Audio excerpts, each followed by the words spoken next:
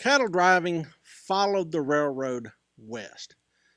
Again, sort of like a wheel, with the hub being around San Antonio and the spokes being first the Shawnee Trail, then the Chisholm Trail, and then other trails we'll talk about here in a second. And so towns in Kansas like Ellsworth and Fort Hays and Wichita become cow towns. Well, there's other things to do besides driving cattle to the railroad corral. Some trail drives actually aim toward Colorado and Nebraska and Wyoming and the Dakotas and even Montana, where ranchers are starting to set up their own ranches, essentially copying what was going on in the South Plains, but up in the North Plains. The next rival for the Chisholm Trail was actually the Western Cattle Trail. By 1874, the Chisholm Trail was starting to really get overrun by farmers, and so John T. Lytle blazed a new route, and in 1874 said, you know what, if we go a little further west and we cross the Red River over here at Dome Store instead of Red River Station, which is where the Chisholm Trail crossed near present-day Decatur, we crossed at Dome Store near present-day Vernon.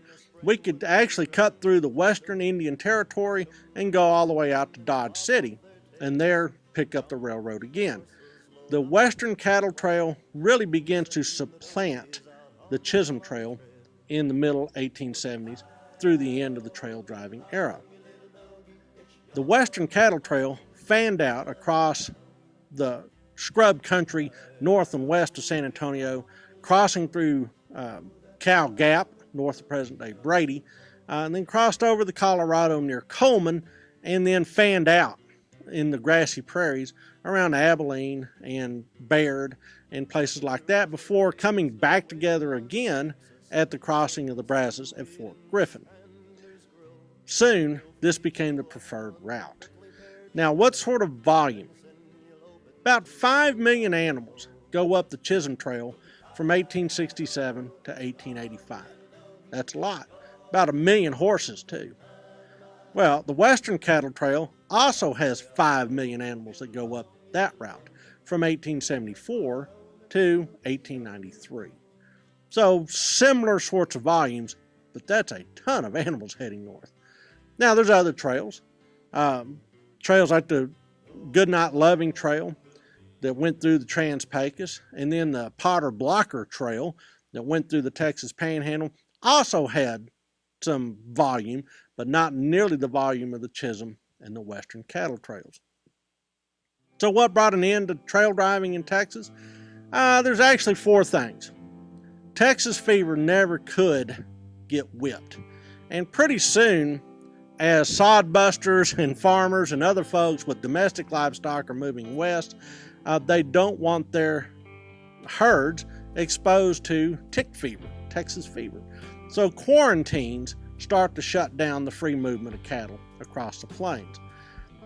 Plus, there's an invention that's perfected by Joseph F. Glidden called barbed wire. As John Gates took barbed wire, invented in 1874, and pinned cattle in the Alamo Plaza in 1876 to prove that you could control cattle with just strands of wire. Well, that changes the equation. Now all of a sudden you don't have to have wild cattle. You can actually feed your own cattle on fenced range.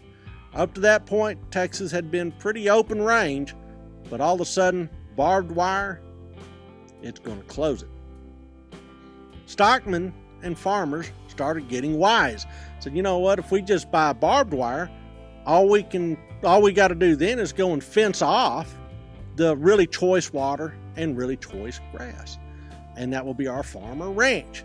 And then we can either charge these cowmen to come in and drink our water and eat our grass, or we can exclude them to the benefit of our own herds. Well, as railroads move closer, all of a sudden you don't need to drive cattle. What you really need to do is start ranching. And ranching in Texas really begins to shut down the old need to drive cattle. The open range began closing up pretty doggone fast.